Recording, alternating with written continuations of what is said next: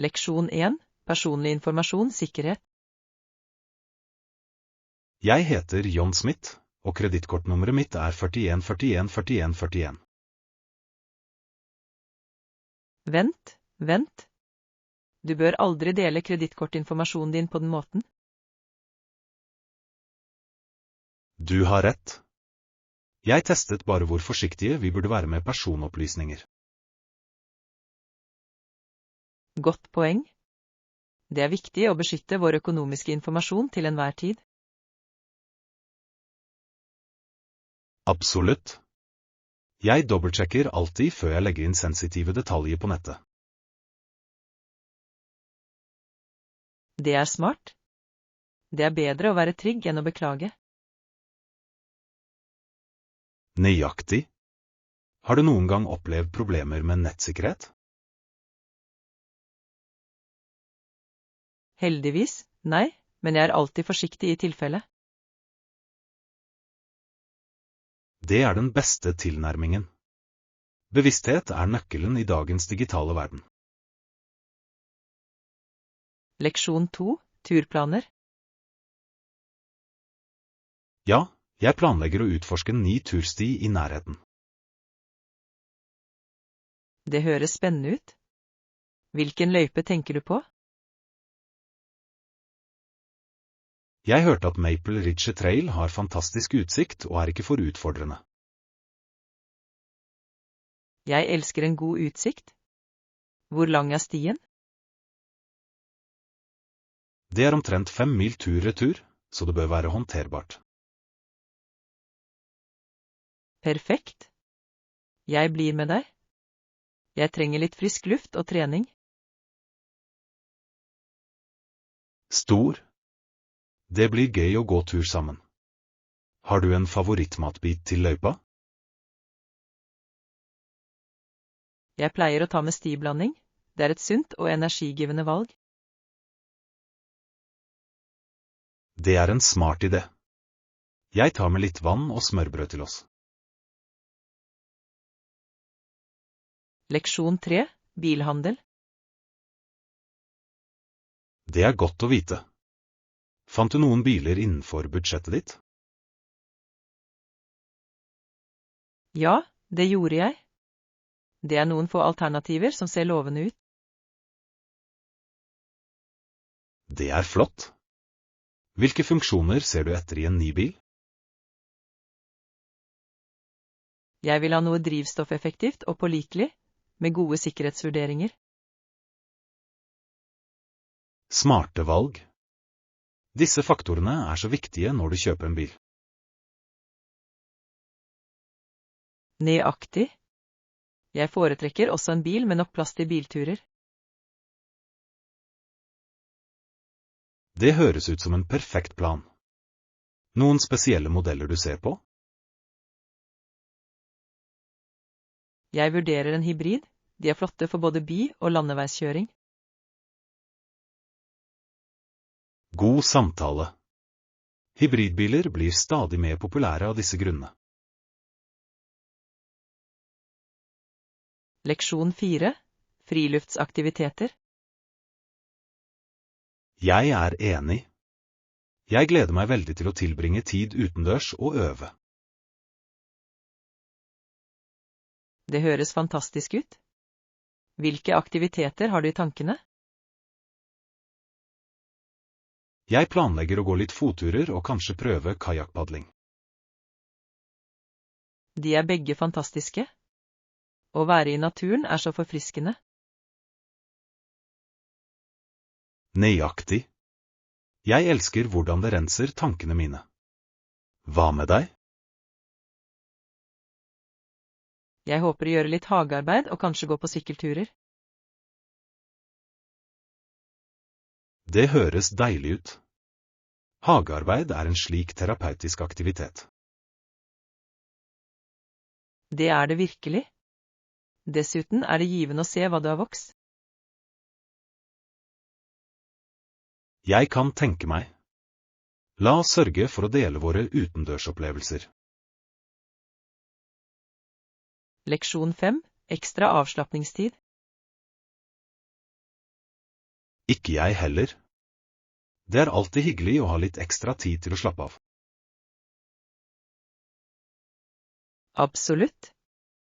Det hjelper med å lade opp sinn og kropp. Ja. Har du noen favorittmåter å slappe av på? Jeg elsker å lese en god bok eller gå lange turer i parken. De høres perfekt ut. Jeg liker å høre på musikk eller se filmer. Det er også gode alternativer. Noen ganger kan en god film være så trøstende. Nøyaktig. Det er deilig å flykte inn i en annen verden for en liten stund. Avtalt. La oss planlegge en filmkveld snart. Det høres ut som en fantastisk idé. Jeg tar med snacks.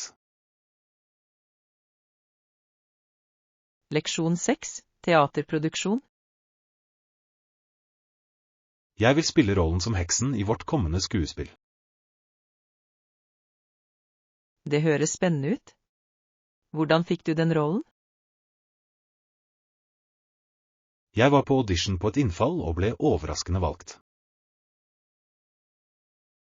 Det er kjempebra. Jeg vedder på at du vil gi karakteren en unik vri. Jeg håper det. Gutten som spiller Hansel må ha shorts og skjorte, noe som er morsomt. Det er morsomt. Det gir et letthjertet preg til stykket. Ja.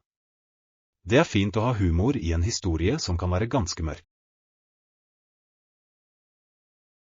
Nøyaktig. En god balanse mellom humor og alvor gir en engasjerende forestilling. Jeg gleder meg til å se hvordan det hele henger sammen på scenen. Leksjon 7. Handleplaner for dagligvarer. Vil du gå på innkjøp i dag? Sikker? Hva trenger vi å kjøpe? Jeg tror vi bør få litt frisk frukt og grønnsaker, pluss snacks. Det høres bra ut. Jeg vil også hente ingredienser til middag. Flott idé. Hva planlegger du å lage mat? Jeg tenkte lage røre. Det er raskt og sunt. Perfekt. Rørfri er en av mine favoritter. Har du en spesifikk oppskrift i tankene? Ja, jeg legger til litt kylling og en rekke fargerike grønnsaker. Jeg kan allerede forestille meg hvor deilig det blir. La oss lage en liste før vi drar ut. Leksjon 8. Kostnadsbetraktninger. Jeg er ikke sikker på den nøyaktige prisen, men den er ganske dyr. Det er alltid en bekymring. Har du sett etter alternativer? Jeg har. Det er noen budsjettvennlige alternativer, men de er kanskje ikke så høy kvalitet. Det er dilemmaet, er det ikke? Noen ganger er det verdt å betale mer for holdbarheten. Nøyaktig. Det er viktig å vurdere den langsiktige verdien også. Sikkert. Hva konkret er du ute etter å kjøpe? Jeg tenker på en ny bærbar datamaskin til jobben. Det er en betydelig investering. Det er lurt å undersøke grundig før du bestemmer deg. Definitivt. Jeg vil sikre at den dekker alle mine behov uten å tømme banken. Leksjon 9. Merkevarelojalitet. Jeg går vanligvis for kjente merker som gir gode garantier. Det er et smart valg. Merker med godt omdømme gir ofte bedre kvalitet. Nøyaktig. En garanti gir meg trygghet i tilfelle noe går galt. Ja. Det er alltid bedre å være trygg, spesielt med elektronikk. Har du et favorittmerke du stoler på? Jeg liker veldig godt merker som fokuserer på kundeservice sammen med kvalitet. Det er viktig. God støtte kan utgjøre en stor forskjell. Absolutt. Det er trøstende å vite at de står bak produktene sine. Jeg skal ha det i bakhodet når jeg gjør mitt neste kjøp. Leksjon 10. Reisespenning. Hei, har du tenkt på den kommende turen vår? Absolutt. Jeg gleder meg til å utforske et nytt sted, oppleve nye ting. Jeg også.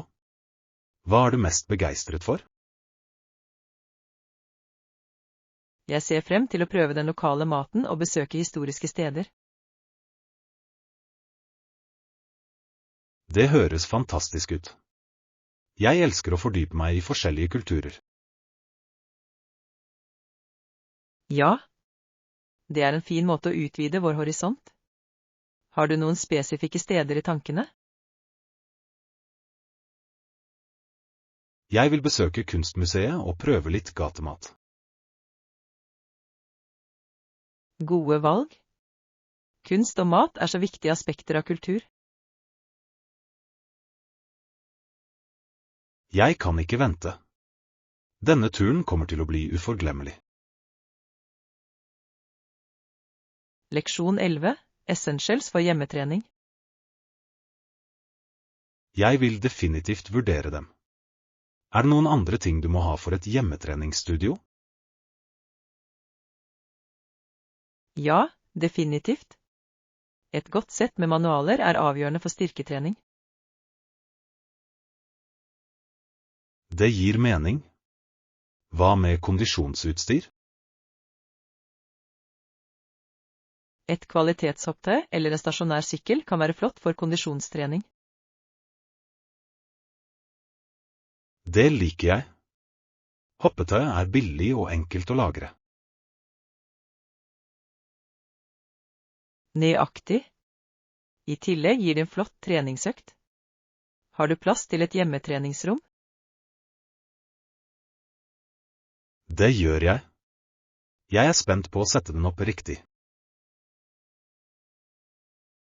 Høres ut som et morsomt prosjekt.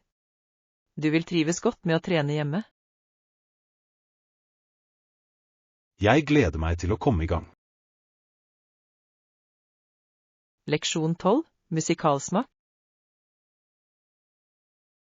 Det er fascinerende hvordan folk har forskjellig smak i musikk. Noen liker rockemusikk, mens andre foretrekker pop.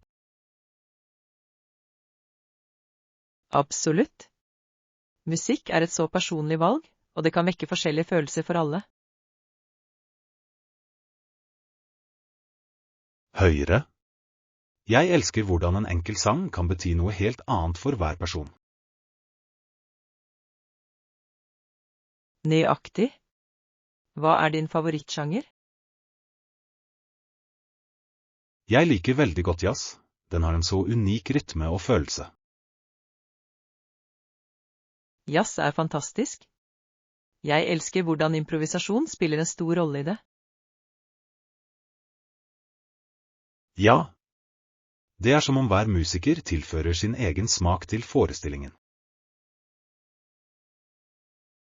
Spiller du noen instrumenter? Jeg spiller litt gitar. Hva med deg? Leksjon 13. Konkurranseånd. Å spille konkurransetennis var intenst. 5 år etter at han gikk av med pensjon, reddet en akutt-sykehusprosedyre livet hans. Det høres alvorlig ut. Hva skjedde egentlig? Han kollapset under en kamp, og det viste seg at han hadde et alvorlig helseproblem. Wow, det må ha vært en sjokkerende opplevelse for alle involverte. Det var det virkelig. Det fikk ham til å revurdere prioriteringene sine etter å ha blitt frisk. Jeg kan tenke meg. Helse er så viktig, spesielt for idrettsutøvere. Nøyaktig. Han innså at det ikke alltid er verdt å presse grenser. Det er en verdifull lærdom. Kom han tilbake til tennis etter det? Det gjorde han, men med et nytt perspektiv på å balansere konkurranse og helse. Leksjon 14. Offentlig oppfatning. Hadde det blitt gjort offentlig av en kvinne, ville hun blitt stemplet som navretilove. Det er interessant. Den fremhever dobbeltmoralen i idrett og samfunn. Absolutt. Det er frustrerende hvordan kvinner ofte blir dømt hardere. Ja. Det er avgjørende å anerkjenne prestasjonene til alle idrettsutøvere, uavhengig av kjønn. Nøyaktig. Fokuset bør være på talent og dedikasjon, ikke kjønn. Jeg er enig. Oppsto denne diskusjonen fra en spesifikk hendelse? Ja, det handlet om en nylig hendelse som involverte en kvinnelig idrettsutøver. Det gir mening. Det er viktig å ta opp disse problemene åpent. Sikkert. Samtaler som dette kan utløse endringer i offentlig oppfatning. Leksjon 15. Viktig nettverksbygging. Jeg anbefaler på det sterkeste å bygge nettverk og holde seg oppdatert med bransjetrender. Det er et godt råd. Nettverk kan virkelig åpne dører for muligheter. Nøyaktig. Å møte nye mennesker kan føre til samarbeid og partnerskap. Ja. Jeg har funnet ut at å delta på bransjearrangementer er en fin måte å koble seg på. Absolutt. I tillegg får du lære av andres erfaringer. Høyre. Det er viktig å dele kunnskap og innsikt. Hvilke arrangementer pleier du å delta på? Jeg prøver å gå på workshops og konferanser knyttet til faget mitt. Det er smart. Jeg ser etter noen kommende arrangementer å bli med på også. La oss holde utkikk sammen. Det er alltid bedre med en kompis. Leksjon 16. Hjemmetjenester. Det finnes organisasjoner som gir hjemmehjelp til de som trenger det. Det er fantastisk. Det er så viktig å støtte folk som trenger ekstra hjelp. Absolutt. Disse tjenestene kan utgjøre en stor forskjell i noens liv. Ja. Det lar dem opprettholde sin uavhengighet mens de mottar omsorg. Nøyaktig. Har du noen gang sett på denne typen tjenester? Jeg har. Jeg tror det er viktig å vite hvilke alternativer som er tilgjengelige. Sikkert. Det er trøstende å vite at hjelp er tilgjengelig når det trengs. Definitivt. Jeg tror alle fortjener å føle seg støttet og ivaretatt. Jeg er helt enig. Det er en viktig del av samfunnets velvære. Leksjon 17. Kulturhumor. Mange mennesker fra andre land kommer hit og forstår ikke komedien vår. Det er sant. Humor kan være så kulturelt spesifikk. Nøyaktig. Det som er morsomt for en person, vil kanskje ikke gi gjenklang med en annen. Ja. Jeg har lagt merke til at noen vitser er sterkt avhengige av kulturelle referanser. Sikkert. Det kan gjøre det utfordrende for nykommere å nyte humoren fullt ut. Jeg tror det er viktig for komikere å være bevisste på sitt publikum. Absolutt. De kan tilpasse materialet sitt for å være mer inkluderende. Det er et flott poeng. Humor har kraften til å bringe mennesker sammen. Nøyaktig. Det er et universelt språk som kan bryte ned barrierer. Leksjon 18. Empatisk undervisning. Hun ga tilbake noe av sine, og siden en gang visste hun hvordan det var å være blind. Det må ha vært en dyp opplevelse for henne. Absolutt. Det endret sannsynligvis hennes syn på undervisning. Jeg kan tenke meg. Å ha gjennomlevd gjør henne mer empatisk. Ja. Hun ble en sympatisk lærer som forsto elevenes utfordringer. Det er inspirerende. Lærere med personlige erfaringer kan påvirke elevene dypt. Nøyaktig. Det hjelper dem å skape et støttende læringsmiljø. Jeg beundrer lærere som strekker seg ekstra for elevene sine. Jeg også. De utgjør virkelig en forskjell i å forme liv. Leksjon 19. Utendørsbutikkhandel. Jeg pleier å gå til en utendørsbutikk i nærheten. De har et bredt utvalg. Det er flott. Hva slags varer tilbyr de?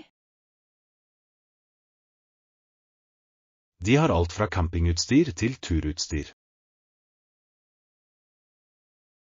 Perfekt. Jeg ser etter noen nye tursko. De har alltid anerkjente merker, så du finner noe bra. Det er betryggende. Jeg vil ha noe slitesterkt for tøffe stier. Definitivt.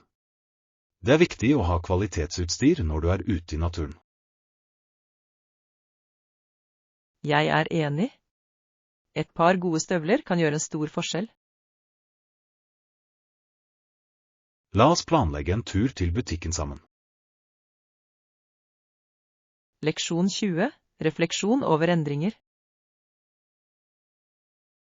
Med Iran og med slutten av ekteskapet mitt, møtte jeg min dypeste sorg. Det høres veldig vanskelig ut.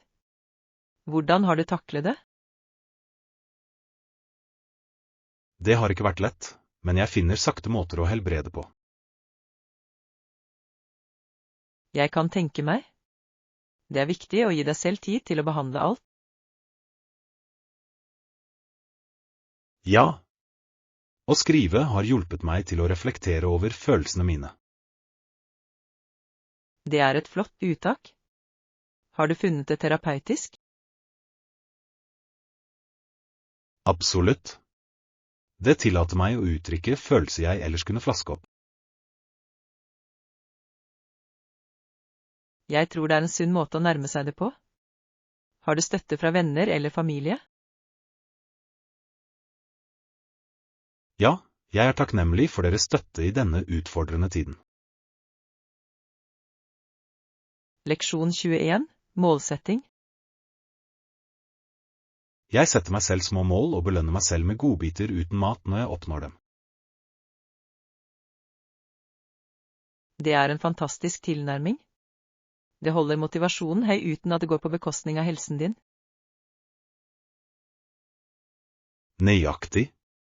Jeg synes at å feire små gevinster utgjør en stor forskjell. Absolutt. Det er viktig å anerkjenne fremgang, uansett hvor liten. Ja. Hva slags belønninger velger du vanligvis? Jeg liker å kjøpe meg en ny bok eller nyte en spadag. De høres nydelig ut. Å behandle deg selv er avgjørende for egenomsorg. Definitivt. Det hjelper meg å holde fokus og motivert til å nå mitt neste mål. Jeg kan også bruke den strategien. Det høres effektivt ut. Leksjon 22. Fargerike samtaler. Min andre favorittfarge er blå. Det er interessant. Blå er en så beroligende farge. Absolutt. Noen ting er blå, som himmel og vann. Ja. Det er utrolig hvordan disse naturlige elementene påvirker følelsene våre. Det er det virkelig. Har du en favorittnyanse av blått? Jeg elsker himmelblå. Det føles så forfriskende og oppløftende. Det er et vakkert valg. Jeg er mer i marineblått. Det føles sofistikert. Navy er stilig. Den passer godt sammen med så mange andre farger. Nøyaktig. Hva med deg? Hvilke farger liker du å ha på deg? Leksjon 23. Karrieremuligheter. Det er et bredt spekter av bransjer å jobbe i. Det er sant. Det trengs prosjektledere i nesten alle sektorer nå. Ja. Deres ferdigheter er verdifulle for å holde prosjekter på rett spor. Nøyaktig. Jeg har merket en økende etterspørsel etter dem i det siste. Har du vurdert en karriere innen prosjektledelse? Jeg har. Det virker som en givende rolle med mye ansvar. Det er det definitivt. I tillegg får du jobbe med ulike team. Det høres spennende ut. Samarbeid er en av mine favorittaspekter ved jobb. Samme her. Det er utrolig hva som kan oppnås når folk kommer sammen. Leksjon 24. Cooking pad thai. Jeg har alltid hatt lyst til å prøve å lage pad thai. Noen tips til nybegynnere? Absolutt. Start med de riktige ingrediensene. Ferske grønnsaker gjør en stor forskjell. Det er et godt råd. Hvilke grønnsaker anbefaler du? Jeg foreslår at du bruker bønnespirer, grønn løk og gulrøtter for en fin crunch. Høres deilig ut. Synes du jeg skal bruke tofu eller reker? Begge er gode alternativer. Det avhenger av dine preferanser. Jeg tror jeg går med reker. Jeg elsker sjømat. Perfekt valg. Bare vær forsiktig så du ikke overkoker den. Det skal jeg huske på. Jeg kan ikke vente med å prøve det. Leksjon 25. Kulturell påvirkning. Mange mennesker bor borte fra hjemlandet. Ja, og denne utvandringen fra Irland har bidratt til å spre irsk musikkultur. Det er fascinerende hvordan musikk kan reise og påvirke andre kulturer. Absolutt. Det er en vakker måte å holde tradisjoner i hevd. Har du noen gang hørt på tradisjonell irsk musikk? Ja. Den er så livlig og full av følelser. Jeg er enig. Det fanger virkelig kulturens ånd. Spiller du noen irske instrumenter, eller kjenner du noen som gjør det? Det gjør jeg ikke, men jeg vil gjerne lære blikkfløyten en dag. Leksjon 26. Familiebegivenheter. En sønn, Alexa, denne begivenheten skulle ha gjort hele familien veldig glad. Hva skjedde på denne begivenheten? Det viste seg å være ganske annerledes enn forventet. Å nei. Det høres spennende ut. Hva gikk galt? Det var uventede komplikasjoner som forårsaket stress for alle. Det er uheldig. Familiesammenkomster kan være så uforutsigbare. Ja, men jeg tror det førte dem nærmere til slutt. Noen ganger kan utfordringer styrke familiebåndene. Nøyaktig. Alt handler om hvordan du håndterer situasjonen. Leksjon 27. Prissammenligninger. Ja, det er en fin måte å spare penger på.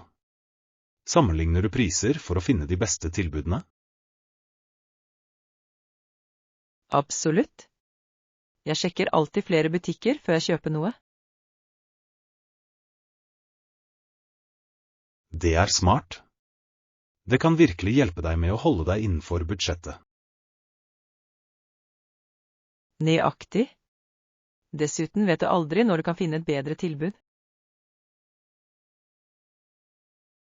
Har du noen favorittapper for prissammenligninger? Jeg liker å bruke apper som viser rabatter og anmeldelser. De er veldig hjelpsomme. Det høres nyttig ut. Jeg må prøve dem neste gang jeg handler. Definitivt. Det handler om å være en erfaren shopper i disse dager. Avtalt. Å spare penger føles bra, spesielt ved større kjøp. Leksjon 28. Sykehusplassering. Shualdais hospital ligger på et vakkert stykke land. Det høres deilig ut. Hva er rundt det? Det er en dal på den ene siden og en golfbane på den andre. Wow. Det må gi et hyggelig miljø for pasientene. Ja. En naturskjønn utsikt kan virkelig løfte noens humør. Tror du det påvirker helingsprosessen? Absolutt. Et rolig miljø kan fremme avslapning og restitusjon. Jeg er enig. Det er viktig for sykehus å ta hensyn til omgivelsene. Det utgjør virkelig en forskjell i den totale opplevelsen for pasienter og familier. Leksjon 29. Naturlyder. En fugl roper i det fjerne, og mens du lytter, kommer lyden nærmere. Det høres vakkert ut. Jeg elsker lydene fra naturen. Jeg også. Det er så beroligende å høre fuglene synge. Nøyaktig. Det skaper en fredelig atmosfære. Hva slags fugler liker du? Jeg liker å høre robins, sangene deres er så muntre. Robins er nydelige. Jeg liker også å høre spørvær, de har en så unik kvitring. Ja. Hver fugl har sin egen personlighet, reflektert i sangen. Det er fascinerende hvordan naturen kommuniserer på så mange måter. Absolutt. Det minner oss om å sette pris på verden rundt oss. Leksjon 30. Organisasjonstips. Definitivt. I tillegg merker jeg alt slik at ingenting blir glemt. Det er et flott system. Etiketter kan spare så mye tid. Nøyaktig. Det hjelper meg å holde orden og finne ting enkelt. Det burde jeg også begynne med. Noen ganger feilplasserer jeg ting. Det er veldig nyttig, spesielt i travle husholdninger. Hva pleier du å merke? Jeg merker oppbevaringskasser, filer og til og med pantryvarene mine. Det er smart. Jeg elsker ideen om å merke pantryartikler for enkel tilgang. Det gjør matlagingen så mye enklere når du finner alt raskt. Leksjon 31. Historisk refleksjon. Også mine med amerikanere, vi må være sterke for det er mye å gjøre. Det høres ut som en kraftig uttalelse. Hvor er det fra? Det er en del av en tale som understreker enhet og motstandskraft. Disse temaene er alltid relevante, spesielt i utfordrende tider. Nøyaktig. Det er en påminnelse om at vi sammen kan overvinne hindringer. Ja. Historien har vist oss at kollektiv innsats kan føre til store endringer. Høyre. Det er viktig å reflektere over fortiden vår for å lede fremtiden vår. Absolutt. Sterkt lederskap og samfunnsstøtte er avgjørende. La oss ha disse leksjonene i bakhodet når vi navigerer i våre egne utfordringer. Leksjon 32. Stasjonsskilt. Jeg så akkurat skiltet til stasjonen. Stor.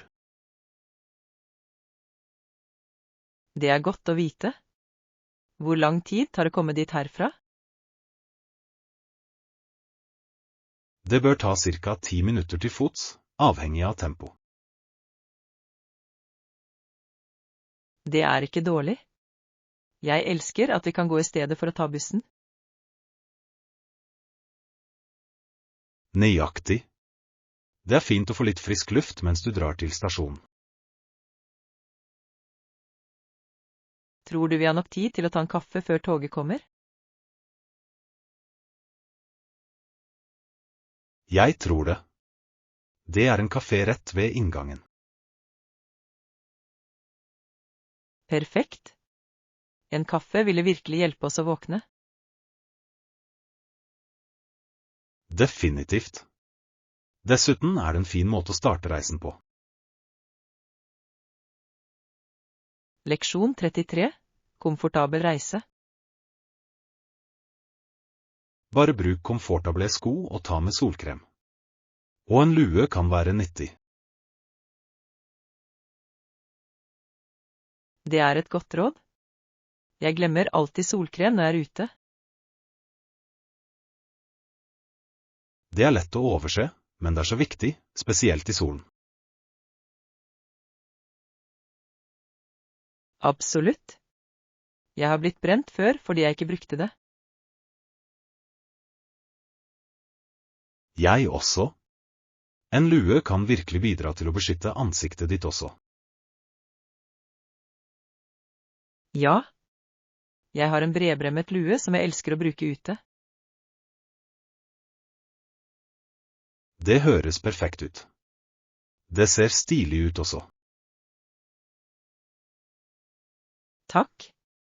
Jeg føler meg alltid mer forberedt når jeg har riktig utstyr. Nøyaktig. Forberedelser gjør utflukter så mye morsommere. Leksjon 34. Mytiske utfordringer.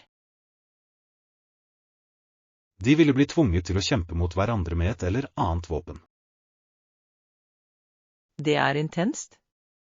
Hva var årsaken bak en slik utfordring?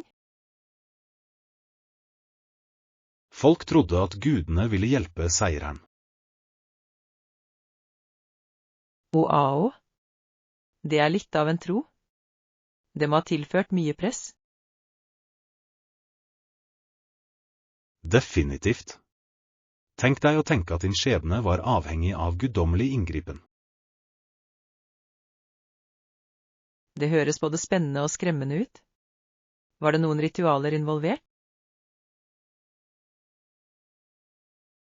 Ja, det var forseggjorte seremonier for å hedre gudene før kampene. Det er fascinerende. Det viser hvor dypt sammenvevd tro og kultur kan være.